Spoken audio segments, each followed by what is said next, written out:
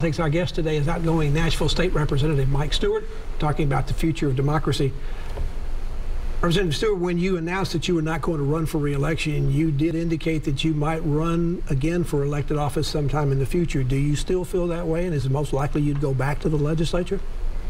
I don't think I'll serve in the legislature again. I'd be surprised. But you never say never. Yeah, you know, I always loved being an elected official. I loved the campaign process. I'm not a person who doesn't like to campaign. Yeah, so it's certainly possible I could run for something. We'll see. Well, there's a metro election coming up this year. You've got a mayoral seat that'll be up for election. You've got vice mayor seat open. You've got all 40 seats in the metro council. You've got your choice. Is that an election you're interested in at all? That is not something I'll be focused on. Until the 2024 presidential election, all my political activity is going to be focused on making sure that whoever gets the most votes in the right states in 2024 becomes president. In the state legislature, you've got a huge minority the Democrats have been in now for some time. You suffered through that for 4 terms. I'm familiar with it. What do the Democrats do? Is it better candidates? Is it better messages? Is it trying to find some way to be different from the National Democratic Party, which appears to be so progressive or so liberal that Tennesseans don't want to have anything to do with that? You know, I think that the Democrats in Tennessee, we have Democrats that have shown that they can represent districts with a lot of Republicans. So part of it is what you're saying. You know, you need to figure out ways to get the right Democrats who appeal to voters in these more difficult districts. I also do think Tennessee is becoming. There are places in Tennessee like Clarksville, Nashville, Williamson County, Rutherford County, Knox County. We're going to see Democratic districts open up in all those areas simply because of the changes in population. And perhaps west of the sea as well? That's right. And the fact of the matter is the Republicans, even in Tennessee, are facing a demographic problem. Most young people don't believe in anything that these Republicans up in the legislature are talking about, and over time, that's going to tell in Tennessee as well as elsewhere. Tennessee has not suffered the election or voting issues that we've seen in other states across the country, but here in Nashville in this last election, we did have some problems with bogus ballots being given out by the Election Commission, confusion about where voters were supposed to vote in what precinct, even though they were used in August, but somehow there was a problem in November about voting. What are your thoughts about that? What should be done to make sure that doesn't happen again? Well, you know, there's an investigation underway, and that needs to be a full and thorough investigation. It's a very momentous event when an election goes awry, and people are not given the proper ballots.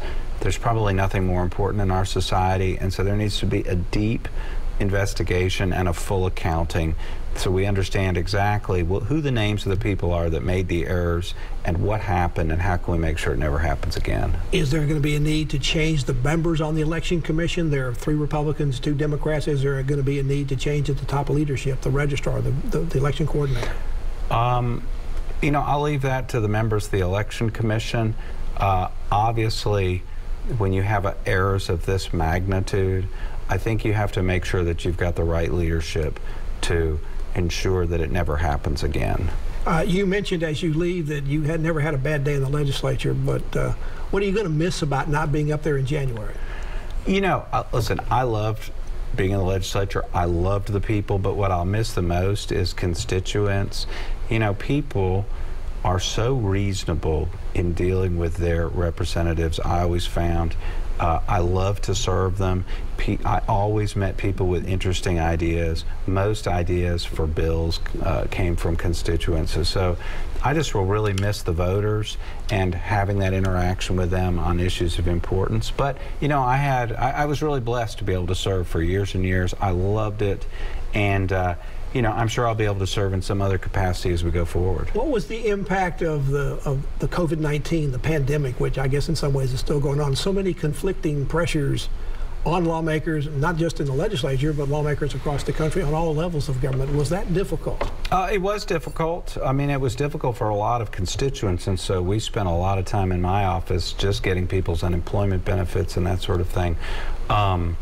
I'll tell you what we saw with COVID-19, and it's just something we just need to correct, is we saw a departure by some of our representatives, and frankly in the Republican Party, from basic science in applying public policy, and we just need to get back away from that in our society. We just can't have a society in which we make decisions while we're ignoring, essentially non-controversial expertise, and that's just an area where we need to improve.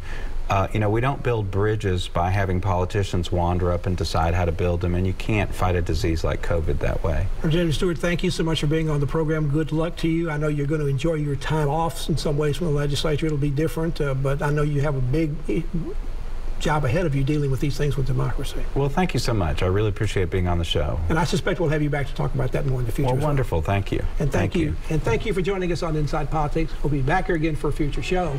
If you can't get into politics in the meantime, you can go to News on our website. You'll find my Capitalism commentary there. So the commentary is posted every Friday afternoon. Enjoy the rest of your weekend, and we'll see you back here next time. Goodbye.